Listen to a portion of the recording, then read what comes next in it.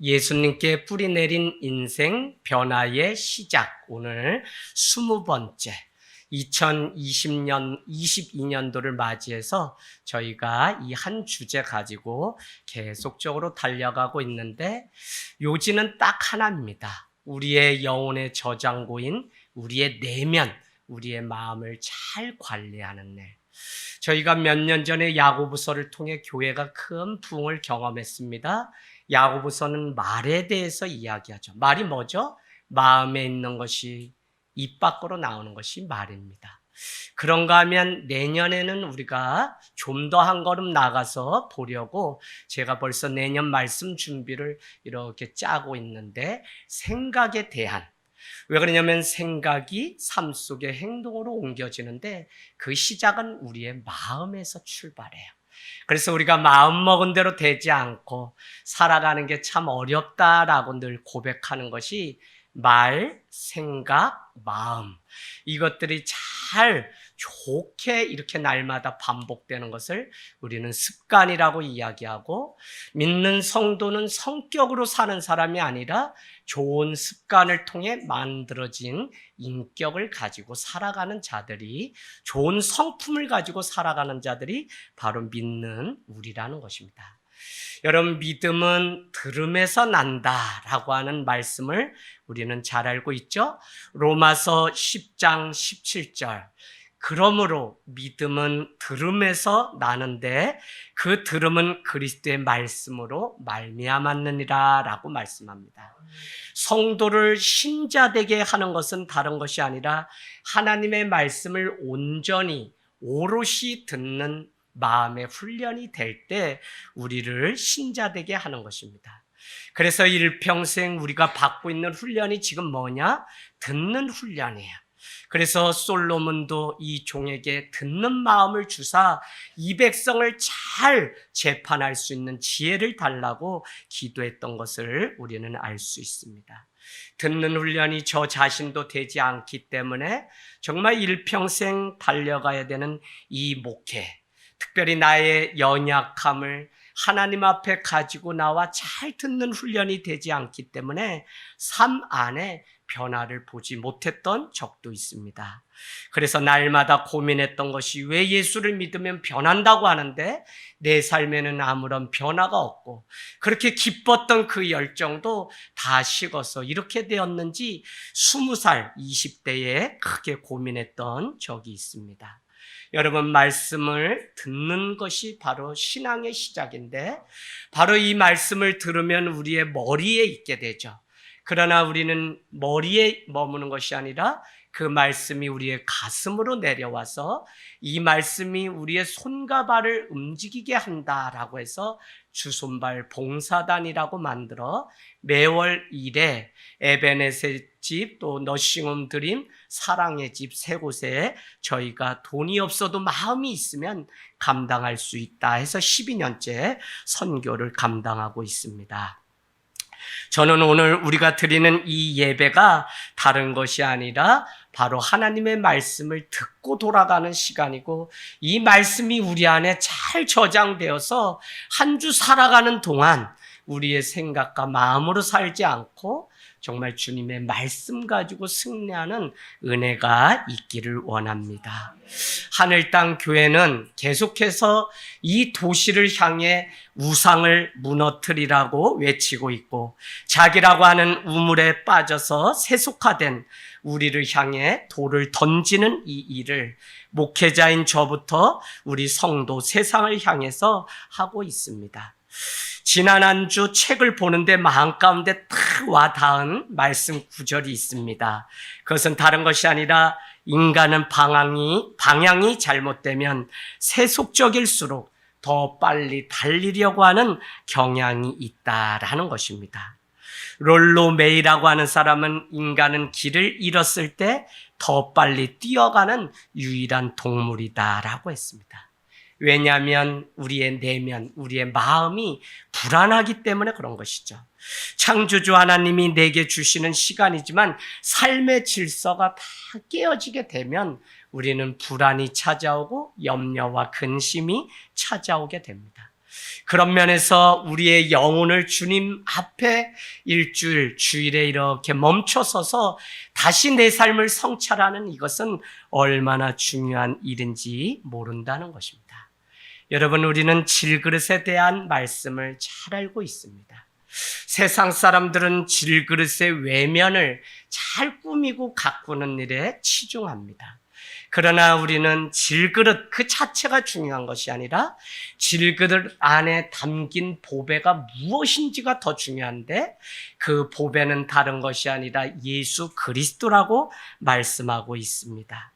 우리는 누구 때문에 살아가는 인생도 아니고 내 인생의 이 그릇 안에 예수 그리스도를 담아 놓을 때 우리는 승리할 수 있기 때문에 연약함 그대로 주님 앞에 나오는 이것이 얼마나 놀라운 축복인지 모른다는 것입니다. 살아가면서 우리가 경험하죠? 사람들마다 그릇이 다 달라요. 크기가 다 달라요. 우리가 안 되기 때문에 그 안에 스펙을 쌓아서 이 그릇의 크기를 넓히려고 하지만, 하나님은 그릇의 크기에 관심이 있는 것이 아니라 그 그릇이 어떻게 준비되어 있으며 그 안에 무엇을 담고 있는 그릇인지를 우리에게 보신다는 것입니다. 그래서 하나님이 찾으시는 그릇은 하나님의 은혜와 축복을 잘 담을 수 있는 그릇으로 준비하는 것, 그것이 바로 우리가 말하는 믿음이고 영성이라는 것입니다. 저 사람은 영성이 깊다, 저 사람은 영성이 작다, 짧다, 우리가 많은 표현을 하는데 그 영성이라고 하는 것은 다른 것이 아니라 하나님의 은혜를 담을 수 있는 그릇의 크기가 얼마나 되는지, 무엇을 담을 수 있는지가 바로 우리의 영성이에요. 제가 여러분에게 그저 교회 나오십시오 안 해요. 왜 그러냐면 여러분이 살아가는 삶의 자리에 이 영성의 그릇이 넓어져서 그곳에서도 살아내기를 원하기 때문에 각자의 그 영역 속에서 열심히 살 거라고 제가 믿기 때문에 저는 잠을 쪼개서라도 어떻게 해서든지 새벽 4, 5시면 늘 나와서 한 주 말씀을 준비하고 있습니다. 하나님을 믿지만 그릇의 크기가 다르기 때문에 하나님이 준비해 놓으신 은혜와 축복을 다 누리지 못하는 우리의 모습을 볼 때가 있습니다. 오늘 주님은 그릇 안에 정말 우리의 영성이 깨끗해지려면 다른 것이 아니라 거룩함을 그 안에 담아 놓아야만 우리가 다른 사람으로 살아갈 수 있음을 가르쳐 주는데요. 성경에는 12의 혈류병을 앓는 사람 38년 동안 어떻게 해요? 베데스다 연못에 앉아 있던 사람. 그런가 하면 사도행전 3장은 40년째 성전 미문에 앉아 구걸하는 한 젊은 청년의 이야기가 등장합니다. 한결같이 연약한 사람들 안에, 그 그릇 안에 주님이 담아 놓으신 것이 무엇이냐면 은혜입니다. 은혜. 여러분, 믿음은 하나님이 주신 은혜에 대한 리액션, 반응이 믿음이라고 했습니다. 오늘 우리의 그릇 안에 은혜를 담고 살아가는 그릇이라면 그 인생은 굳이 환경을 바꾸려고 노력하는 것이 아니라 내 그릇이 어떤 그릇인지를 더 준비하는 사람으로 살게 되고, 그 그릇은 다른 말로 말씀드리면 바로 마음이에요. 내면. 우리의 이 마음이 깨끗한데 이 깨끗한 것은 다른 것이 아니라 우리의 내면이, 마음이 하나님의 거룩함을 닮아서 우리 안에 거룩함이 날마다 세상 가운데 흘러가는 것, 이 일이 얼마나 중요한지 모른다는 것입니다. 사랑하는 여러분, 거룩함은 하나님을 향해 정한 마음으로 나아가는 것입니다. 한 마음, 정한 마음이죠. 나눠진 두 마음이 아니라 한 마음을 가지고 주님 앞에 나아가는 것이 거룩함입니다. 하나님이 가장 싫어하는 것이 무엇인지 아세요? 두 마음을 가지고 살아가는 것입니다. 하나님을 예배한다고 하면서 세상의 마음이 먼저가 있다면 하나님은 그것을 싫어하시는 것이죠. 그래서 주를 위해 산다고 말하지 말고 어떻게 말을 하라 그랬어요? 지난주에 주와 함께 살아가는 삶. 그래서 여러분, 주를 위해서 살아가는 사람은 많은데 사실 우리가 하늘의 밀알이 땅에 떨어져 썩어 열매를 맺으려면 하나님과의 친밀함을 넘어서서 하나님과의 완전한 연합을 할 때 우리가 열매를 맺을 수 있는데, 그것은 우리가 흔히 하고 있는 하나님의 뜻이에요, 하나님을 위해서 해요 라고 하지만, 사실은 더 정확한 표현은 하나님과 함께 하는 일이 가장 중요하다고. 그래서 제가 뭐라 그랬죠? 제가 개척하고 저 자신을 변화시키는 데 있어서 워낙 혼자도 이 일을 빨리 하고 믿음의 1세대이기 때문에 불을 받으면 뭐든지 저지르는 스타일인데, 개척하고 보니까 교회가 제 혼자 열심히 하면 성도들이 잘하지 못해요. 또 우리끼리도 서로 기다려주고 서로 발을 맞춰야 되는 이유는 무엇이냐면 함께 자라가고 함께 더불어. 그래서 마가복음 3장은 산에 올라서 제자들 12를 선택하시기 위해 기도하시는데, 그 이유가 첫 번째는 함께 있게 하려고, 두 번째는 나가서 전도의 일을 하게 하려고, 세 번째는 귀신을 내어 쫓는 능력을 주시려고. 그래서 함께 하기 위해서 우리를 부르신 것이지, 우리를 뭐 일 많이 시키고 무슨 사역 많이 하는, 그거는 우리가 과거의 잘못된 신앙 때문에 우리가 다 깨지고 무너진 우리의 삶을 경험해 봤다면 하나님과 동행하는 것이 복이지, 일을 많이 한 그것이 우리의 믿음의 전부가 아니라는 것입니다. 여러분, 오늘 야고보 사도는 오늘 우리가 읽은 말씀에 두 마음을 품은 사람에게 경고하고 있습니다. 어떤 사람은 무엇이든지 주께 얻기를 생각하지 말라. 왜요? 두 마음을 품어 모든 일에 정함이 없는 자로다. 4장 3절로 가보실래요? 4장 3절. 너희에게 다툼이 왜 있느냐? 4장 1절. 너희에게 왜 오늘 이와 같이 싸움이 어디서부터 오냐? 4장 3절 뭐라 그러죠? 너희가 구하여도 얻지 못하면 정욕으로 사용하려고 구하기 때문이다. 여러분, 왜 우리가 두 마음을 품고 살아가냐면 4장 3절은 우리 안에 욕심, 정욕 때문에 우리가 두 마음을 품는 거예요. 희생하는 거 싫죠? 손해보는 것 같죠? 그래서 그냥 결국은 내 생각대로 살아가는 이유는 무엇이냐면 바로 우리 뜻대로 살아가려고 하는 정욕 때문에 그렇다니까요. 그래서 정욕대로 구하기 때문에 마음이 나눠지니까, 정한 마음이 없으니까 구하여도 얻지 못한다고 오늘 우리에게 말씀하고 있는 것입니다.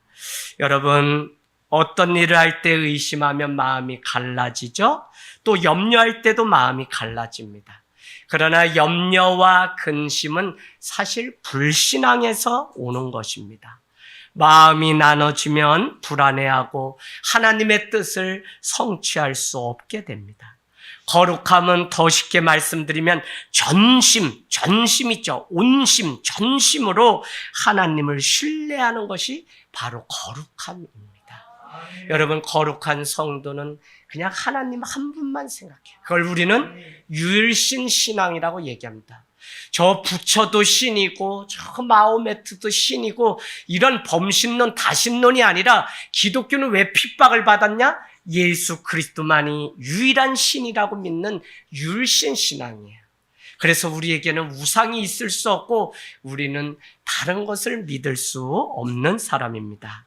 그런 면에서 역사서가 우리에게 가르쳐주는 것 중에 가장 중요한 한 가지, 혼합주의를 하나님이 최고 싫어하세요. 혼합주의, 섞이는 것.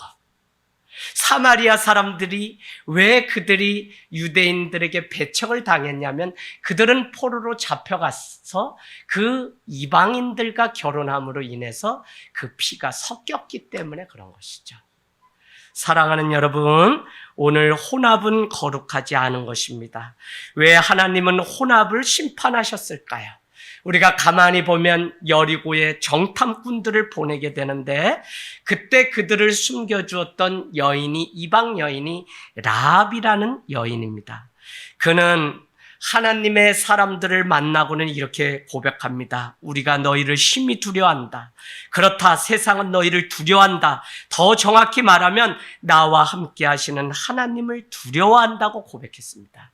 그런데 왜 우리가 세상을 두려워하여 내 삶이 하나님을 바라보지 않는지 우리는 다시 한번 점검해 보면, 나와 함께 하시는 그 하나님의 임재를 놓치거나 경험하지 못했기 때문에 그래요. 모세와 함께 했던 그 하나님이 여호수아 너와도 함께 하신다고 분명히 말씀해 주셨는데, 이 사실을 믿는다면 지금 나와 함께 하시는 우리의 예배 가운데, 내가 세상 가운데 나가는 그곳에 하나님의 임재하심이 있다는 그 믿음을 믿고 나가야 되는데, 우리는 세상은 내 방식대로, 또 교회 오면 교회 방식대로, 그래서 우리의 삶에 변화가 없는데, 그 이유는 예수님께 깊이 뿌리 내리는 삶을 살지 않기 때문에 그렇다는 것입니다. 여러분은 늘 기억하십시오. 주님이 함께하는 그 세상은 우리의 밥일 뿐입니다. 그래서 우리는 세상에 나가서 늘 승리자의 삶을 살아가는 거예요.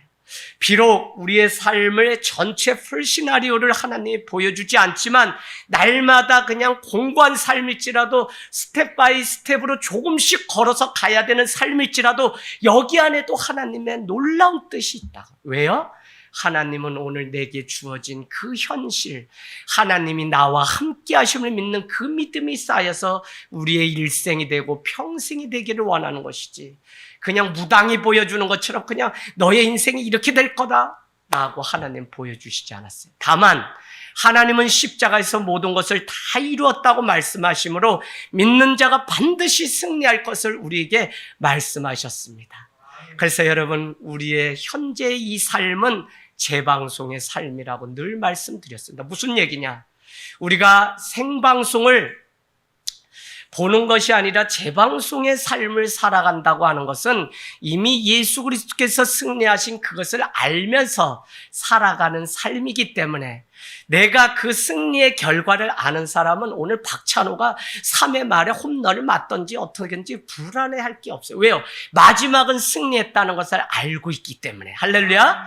그래서 성도는 무슨 믿음이 있어야 되냐? 믿는 자는 반드시 하나님이 함께 하셔서 승리하는 인생으로 마치게 하신다는 그 믿음이 있다면, 우리는 어디든지 갈 수 있고 어디든지 하나님 앞에 꿈을 꾸고 비전을 가지고 살아갈 수 있는 그 삶이 된다는 것입니다. 여러분, 신앙이라고 하는 것이 성장하고 자라야 되는데, 그것은 하나님을 날마다 경험하는 삶을 살아야 돼요. 지금 우리의 자녀들을 위한 우리의 기도는 이 자녀가 하나님의 살아계심을 날마다 경험할 수 있도록, 그냥 관념 속에 하나님은 이런 분이래가 아니라 그가 공부를 하든지 무엇을 하든지 하나님과 날마다 동행하는 그 삶의 고백이 날마다 우리에게 있기를 원합니다. 자, 중요한 말씀 드리려고 합니다. 레위기 19장 19절. 레위기 19장 19절. 여러분, 아마 이렇게 제가 말씀드리지 않으면 이런 말씀이 있나 할 거예요. 레위기 19장 19절. 하나님은 밭에 두 종자를 섞어 뿌리는 것을 금하십니다.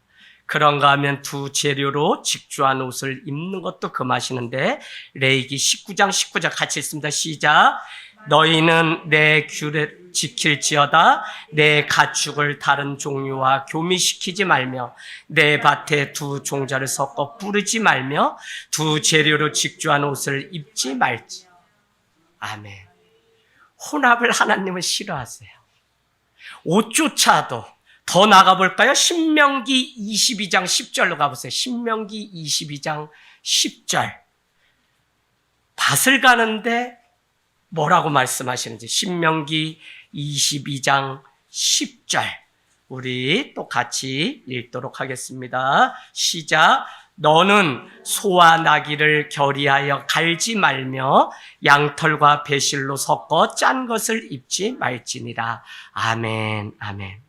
아까 레위기에는 뭐라고 말씀했냐면, 가축을 다른 종류와 교미시키지 말고, 또 한 밭에 두 종자를 심지 말고, 두 재료를 섞어가지고 옷을 직주하고 그것을 입지 말라고 얘기하고, 신명기 22장에는 소와 나귀를 멍에를 매어서 함께 밭을 갈거나 일을 시키지 말라는 거예요.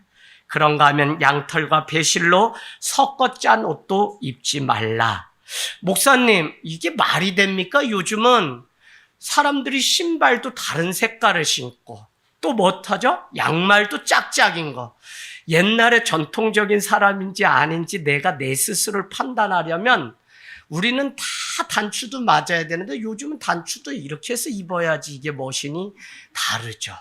서로 다름을 인정하는 이 창조 질서를 우리는 아셔야 되는데, 요즘 이와 같이 다 섞어서 퓨전이고 섞어찌개가 유명한 이때에 교미하지 말고 섞지 말라고 하는 이것이 무슨 의미가 있을까요? 중요한 것은 하나님은 혼합을 싫어하신다는 것입니다. 하나님의 거룩한 것과 세상의 그 세속적인 것을 섞지 말라고 우리에게 말씀하고 있는 것입니다. 저는 요즘 성경 읽기를 잠언서를 읽는데, 잠언서를 읽으면서 마음에 얼마나 무릎을 탁 치는 구절들이 많은지, 잠언 23장 가보세요. 23장 29절 30절. 오늘 이 말씀을 더 잠언서에는 23장 29절 30절에 확대해서 이렇게 말씀합니다. 잠언서 23장 29절에서 30절. 우리 찾으셨나요? 네, 우리 같이 읽습니다. 시작. 재앙이 네게 있느뇨? 근심이 네게 있느뇨? 분쟁이 네게 있느뇨? 원망이 네게 있느뇨? 까닭없는 창상이 네게 있느뇨? 붉은 눈이 네게 있느뇨? 술에 잠긴 자에게 있고, 줄치세요. 혼합한 술을 구하러 다니는 자에게 있느니라. 아멘. 예. 무엇이요? 원망이, 재앙이 바로 혼합한 술을 구하러 다니는 자에게 있다는 겁니다. 술조차도 섞지 말라는. 목사님, 요새 술요 그냥 맥주에다가요 이렇게 탁 쳐가지고 섞어가지고 딱 이래가지고 흔들어가지고 먹는 시대, 이게 무슨 말씀입니까? 여러분, 이 말씀의 의미를 여러분 아셔야 돼요. 하나님은 섞는 것을 싫어하세요. 성도가 한 마음으로 하나님 앞에 일편단심으로 사는 것을 원하지, 이랬다 저랬다를 싫어하신다고요. 아시겠죠? 그래서 그냥 일사각오의 믿음 가지고 하나님이 나의 아버지라는 그 믿음으로 살아가는 자에게 하나님은 지혜도 주시고 총명도 주시고, 지식의 근본은 여호와 하나님이라고 했기 때문에 그분이 우리의 인생을 책임져 주신다고요. 하나님은 정한 마음이 없이 혼합한 것을 싫어하십니다. 우리가 무엇을 하든지 정한 마음이 없다면 충성할 수 없습니다. 정한 마음이 없다면 누군가에게 진심을 다해서 대할 수 없죠. 자신을 사랑하지 못한 채 이중성의 노예로 살아가는 이유도, 그런 척하며 살아가는 이유도 정한 마음이 없기 때문에 그렇습니다. 여러분, 자신의 미래에 대해서 우리가 얼마나 고민하고 걱정하면서 살아갑니까? 그런데 그 미래를 움직이시는 분이 하나님이신데, 우리는 하나님은 제껴놓고 그냥 내가 내 인생의 미래를 준비하면서 세상적으로 살아가는 일들을 보게 됩니다. 하나님을 진실로 만난 사람은 가증한 것이 그 안에 없는 것입니다.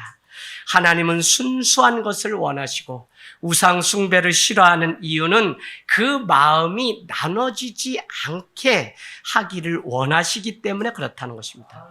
그래서 하나님과의 완전한 연합을 통해 한 알의 밀알이 열매가 되기까지는 그 안에 불순물이 끼어들 수 없는 것입니다. 완전한 연합을 이렇게 말씀합니다. 고린도전서 6장 16절 17절.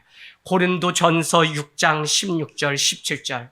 고린도 교회에는 상업으로 번창하여 창기가 있고, 또 그것으로 인하여 창녀들이 매매하는 일들이, 인신매매가 그런가 하면 근친상간이 있던 교회입니다. 고린도전서 6장 16절 17절. 창기와 합하는 자는 저와 한 몸인 줄을 알지 못하느냐 일렀으되 둘이 한 육체가 된다 하셨나니 주와 합하는 자는 한 영이니라. 주와 합하는 자만 한 영이다. 예수 그리스도는 뭐라고요? 살리는 영이라고 고린도서는 우리에게 말씀하고, 그 영 안에 들어가는 우리만이 살 수 있다고 말씀하고 있는 것입니다. 이런 순수한 믿음으로 살면 우리는 자기의 유익을 구하지 않고 주의 성령을 따라서 살아가는 훈련이 우리에게 되면, 우리는 그냥 사랑하고 그냥 손해보고 그냥 헌신하는 삶을 살아갑니다. 저는 오늘날 조국교회를 보면 누구보다도 가슴 아파요. 매일 저녁마다 100여 교회를 위해서 기도하면 그냥 1시간이 금세 갑니다.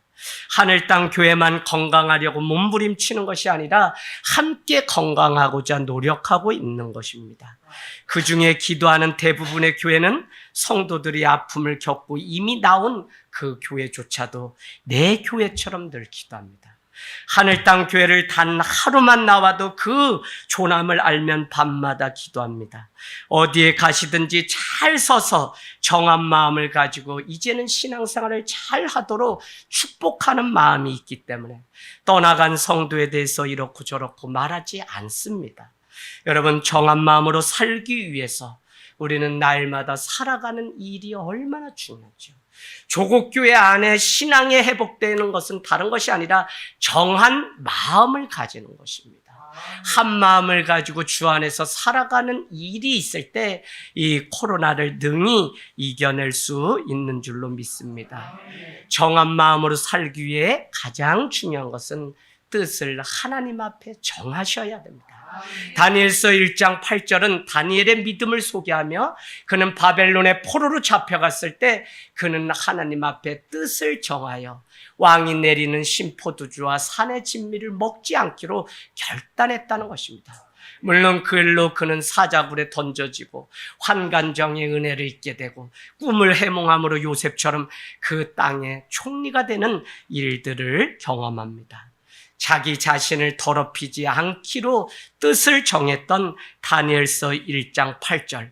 하루에 3번 예루살렘을 향해 문을 열고 무릎을 꿇고 기도하기로 결단했던 다니엘의 그 믿음은 결국 불못불에 또 풀무불에 사자가 있는 그 안에서도 살아난 일들을 경험하면서 이방 왕도 하나님을 향하여 두려워하는 일들이 있었던 것입니다.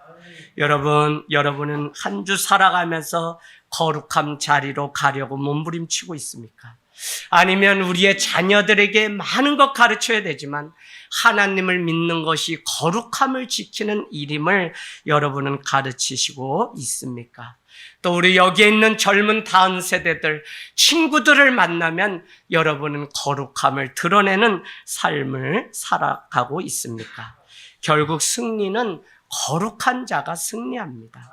거룩함은 세상도 두려워하고 거룩함을 지켜내는 사람의 삶은 더디고 손해보는 것 같지만 하나님은 거룩함으로 채워진 그 그릇을 부르시고 사용하시는 것을 보면 우리는 다른 것 준비할 게 없어요. 청년이 삶과 뭘로 깨끗해진다 그럽니까? 주의 말씀으로 깨끗해질 수 있다고 말씀하고 있습니다. 그래서 우리는 믿음은 들음인데 들음은 예수 그리스도의 말씀이라고 하는 로마서 16장의 이 말씀이 우리에게 크게 다가오기를 원합니다. 거룩함만이 영향력이 있죠? 예수님의 삶을 한번 생각해 보면 예수님은 책을 쓰셨나요? 안 쓰셨나요? 책을 안 쓰셨습니다. 예수님은 군대도 모집하지 않으셨어요.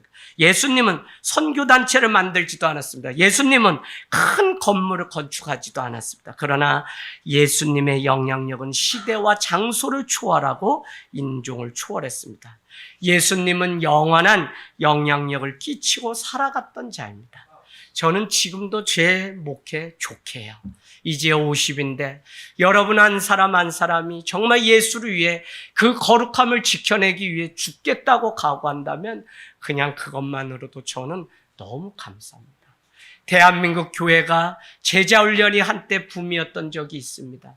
그렇게 많은 교회가 밤을 새가고 직장에 다녀서 제자훈련을 했는데 정작 주님의 제자는 한 명도 세우지 못한 채 누구 이재양 목사의 제자 세우는 그런 목회에 빠져버린 나머지 코로나가 오고 뭐가 오니까 다 살겠다고 도망가는 사람이 한때 제자훈련 열심히 받았던 교회 리더들이에요.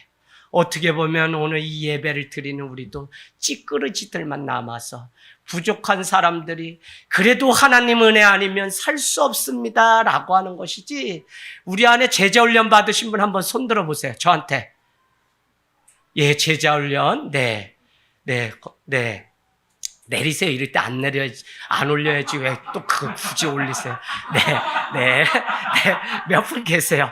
그다음에 이제 우리 하반기 되면 제자 훈련 또 이렇게 하려고 하고 있습니다. 안 되면 줌으로라도 중보기도학교랑 열려고 하고 있습니다. 어쨌거나 하늘 단계 교인이 아니라 하나님의 백성, 이재학 목사의 제자가 아니라 주님의 제자가 되어야 되는데 우리는 이 제자됨 거룩함을 놓쳤기 때문에 영향력 없는 삶을 살아가고 있다는 것입니다. 사랑하는 여러분, 주님을 만나면 그는 깨끗함과 거룩함을 향해서 날마다 가게 돼요. 지난주 제 모교회의 목사님이 은퇴하시고 원로 목사님 취임하셨어요. 아우가 장로님이시고 우리 교회의 집사님 때부터 이렇게 술도 드시고 막 하는데 어느 날 복음을 만나게 되니까 그 삶이 완전히 뒤집어져서 너무너무 그냥 풍성한 삶을. 그런데 제가 우리 목사님께는 감사하다고 인사했지만 그 장로님은 그냥 안아드렸어요.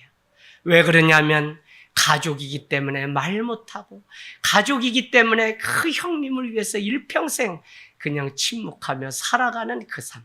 그러나 그가 침묵하고 감정을 불발탄으로 만들 때마다 교회 안에 점점 영향력이 커져서 장로의 직분을 감당하게 되는 것을 보면서 장로님, 오늘 목사님이 은퇴하시기까지는 장로님이 그저 수고가 큽니다 하고 안아드렸더니 처음으로 그냥 오랫동안 쌓였던 형님 밑에서 3, 40년 목회 이렇게 하셨던 게 풀어졌는지 우시더라고요.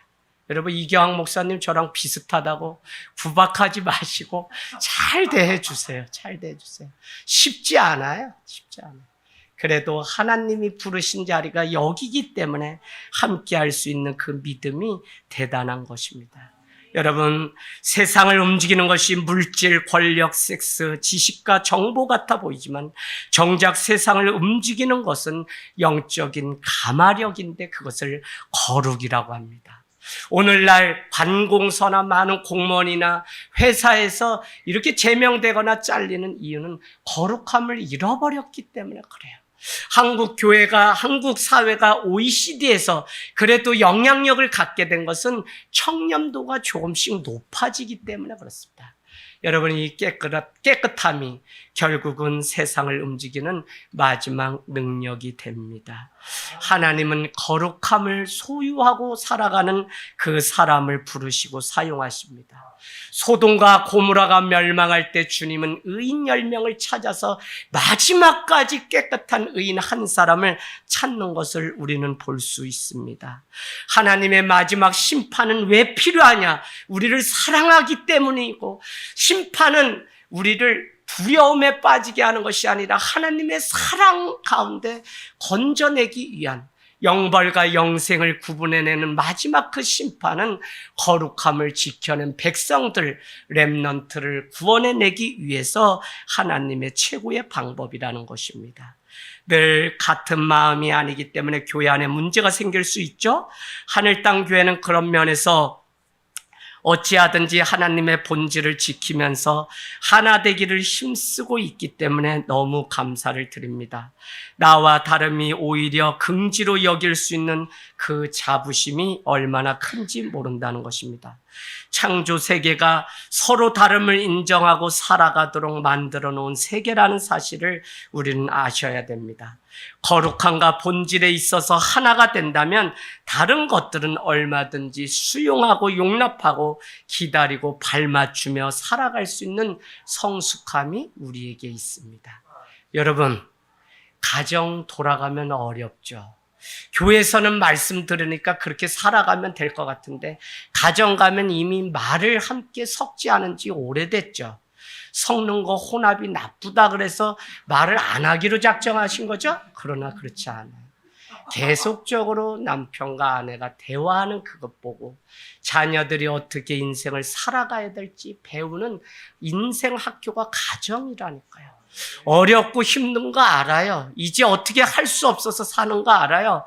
그냥 비 오는 날 장미꽃 그냥 백송이 가지고 와서 고백하는 거에 고개 몇 번 끄덕여서 그거 받아줬기 때문에 책임지고 사는 거 다 안다니까요.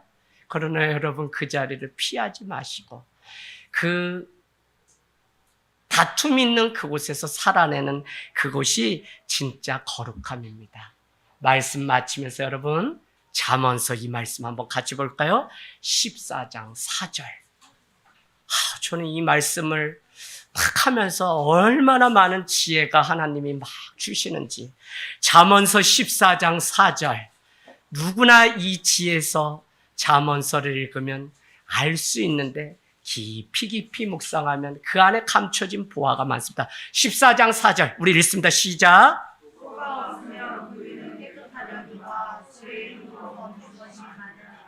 아멘, 아멘. 자, 그러면 여러분 그 말씀 한번 자세히 보시는데 우리가 살아가면서 감사하지 못하는 이유가 결국 소 때문에 그렇습니까? 소가 있으니까 여물을 먹고 나면 날마다 그 소통을 깨끗하게 치워야 되거든요. 그래서 오늘 말씀은 소가 없으면 구유가 깨끗하려니와 라고 우리에게 말씀하고 있다고요. 여러분, 소가 있기 때문에 구유가 깨끗하지 못함을 우리는 원망하고 살아가는 것이죠. 아무리 치우고 또 치워도 더러워집니다.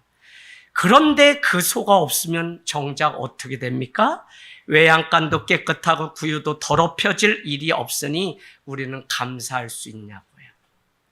제가 설교를 준비하다 마음에 이 말씀을 딱 와닿았어요. 무슨 말씀이냐면 설교를 할 수 있기에 생기는 이 즐거운 고통을 감당하는 것이 목회인데 만약 목회할 교회가 없다면, 교회가 있어도 설교를 오늘 들어줄 성도가 없다면 힘들게 설교 준비할 필요가 없게 되겠죠.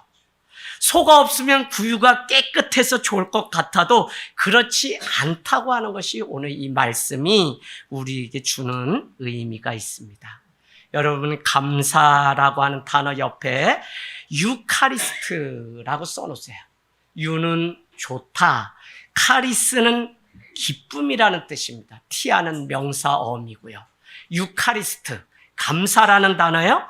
오늘 소가 있기 때문에 그 소통이 더럽기 때문에 감사하지 못하다고 말하는 것이 얼마나 잘못된 것인지 우리에게 가르쳐 주는데, 다른 말로 하면 하나님이 주신 소를 기뻐하는 것이 오늘 우리의 감사의 이유고 감사라고요.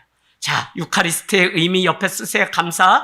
하나님이 주신 좋은 것을 기뻐하는 것이 감사입니다. 하나님이 주신 좋은 것을 기뻐하는 것. 권사님, 장로님 때문에 많이 피곤하세요? 아니요.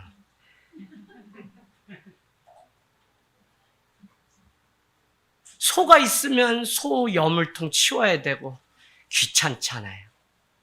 애새끼가 있으니까 양말 뒤집어 놓고 하니까 힘들잖아요. 그럼 쟤네 다 출가시켜서 군대 말뚝박으라고 할까요? 그게 아니라고요. 오늘 제가 이 말씀을 드리는 이유는 거룩이라고 하는 단어도 이와 같다는 거예요. 거룩은 그냥 진흙탕 없는 그곳의 온실 안에서 혼자 나의 믿음을 지켜가는 것이 거룩이 아니라 세상 진흙탕 같은 그곳에 섞이지 않고 혼합되지 않고 나를 믿음 가운데 지켜내는 그 거룩. 분리된 삶, 저 수도원에 가서 거룩함을 지키는 그게 아니라 세상 그냥 냄새나는 그곳에서 거룩함은 뭐죠? 구별된 삶을 살아가는 그것이 바로 거룩이라고요. 오늘 주님은 우리의 마음이 그러하기를 원하시는 거예요. 세상 살아가는 거 다 눈물겨운 삶이죠. 그러나 거룩함을 놓치지 않고 감사를 빼앗기지 않는 삶. 그것이 바로 성도가 마지막 지켜내야 될 숙제고, 오늘 주님 앞에 우리가 구할 때 정한 마음을 가지고 구하면 주님께서 응답하시고, 복습할까요? 요한복음 17장 8절이었나요? 뭐였죠? 내 말이 너희 안에 거하고 너희가 내 안에 거하면 원하든지 무엇이든지 원하는 것을 구하라. 그리하면 다 이루리라. 기도의 원리였죠? 말씀 안에 거하고 예수 그리스도 안에 거하면 원하는 것 무엇이든지. 하나님 안에 거하면 거룩하지 말라고 해도 거룩함을 쫓아서 살기 때문에 무엇이든지 원하는 것을 구하라. 그리하면 주께서 다 이루어지시는. 그러려면 우리는 오늘도 내 마음을 다시 들여다보고 마음의 속도, 마음의 온도, 마음의 이 빠르기를 정말 주님이 함께 임재하시는 그 마음의 성전이 되어 다른 곳에서 예배하지 말고 날마다 일상 속에 내 속에 계시는 하나님과 함께 살아감이 천국이고, 이 안에 하나님을 만나는 성소, 지성소가 이곳에 있어서 마음이 갈라지지 않고 주님만을 기뻐하는 삶을 살아가기를 주님의 이름으로 축복합니다. 아멘.